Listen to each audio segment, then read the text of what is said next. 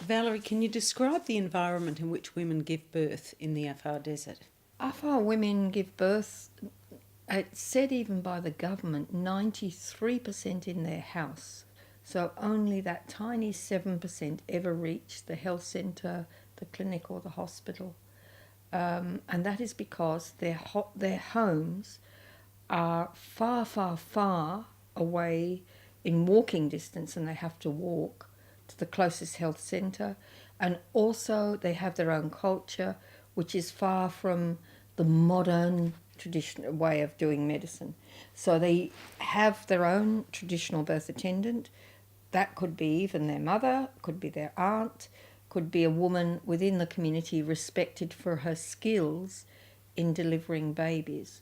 She will help the mother through the delivery, but she really doesn't interfere at all if she sees until the baby's head is coming out.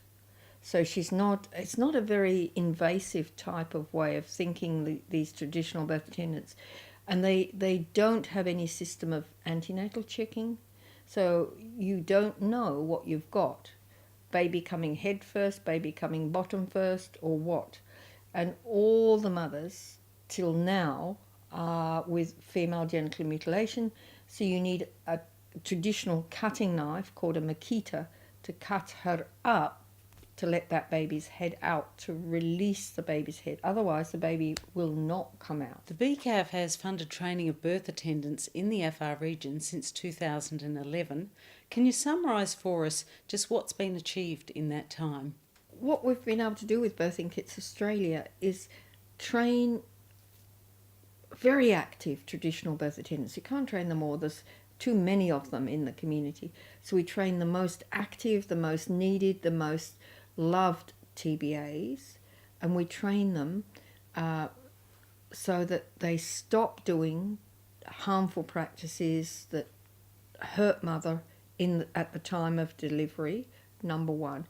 That they can understand what is a clean delivery, that they can understand basically what a mother needs during the pregnancy phase, and they can identify the mothers at risk of not getting through the labour safely. Okay, and then we teach them finally to use a delivery set or a kit so that they can utilise it and do that clean delivery. How does the training program impact on different levels of the Afar community? What it does is literally overall open up eyes and open up discussion and open up reality for them so that they can go, oh yeah, that happened to me. Oh yeah, that happened to my sister. Oh, I remember. Oh God, it was horrible when my auntie was screaming. Yeah, and they will immediately recall because they've now got kind of like an opening for dialogue, you know.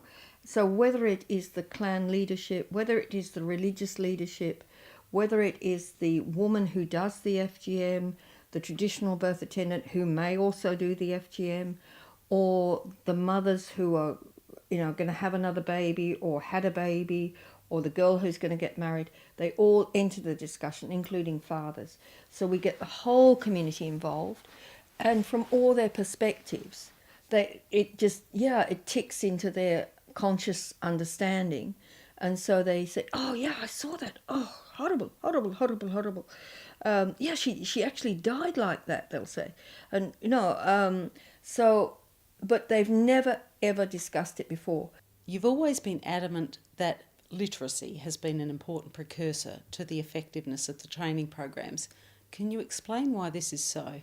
The Western world takes literacy and literature for granted, but we have nothing of it. Imagine we started at 2% literacy.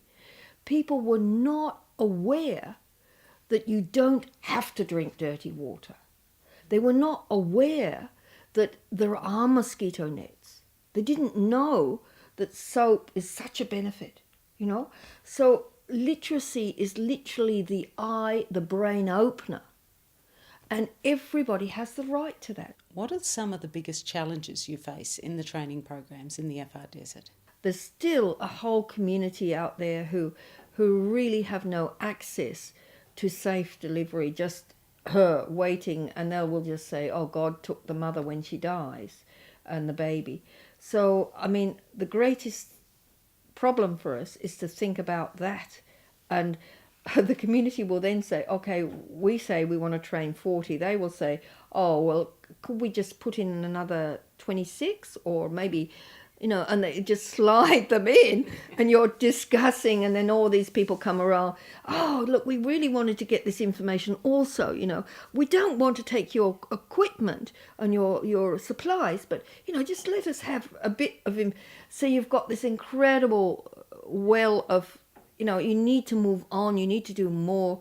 And so we're looking for the instruments to do that. And actually just now, believe it or not, far too late, we are opening up community FM radio.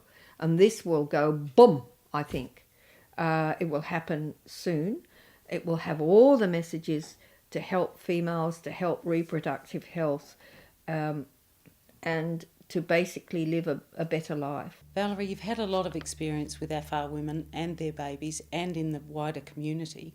The BKFA would love to know what we could do to advocate more broadly worldwide to improve the maternal and infant death rates. I think your organisation could join hands with many like-minded organisations who seriously want to see maternal death go down.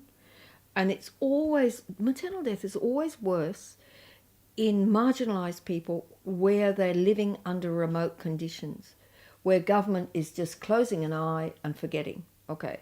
Now, what governments of the world are not prepared to do today is look at the intricacy of different societies. Valerie, can you tell us how the kits make a direct impact at the time of delivery? There is nothing that pertains to an area which is clean to do the delivery. So we've got a plastic sheet to put under the mother.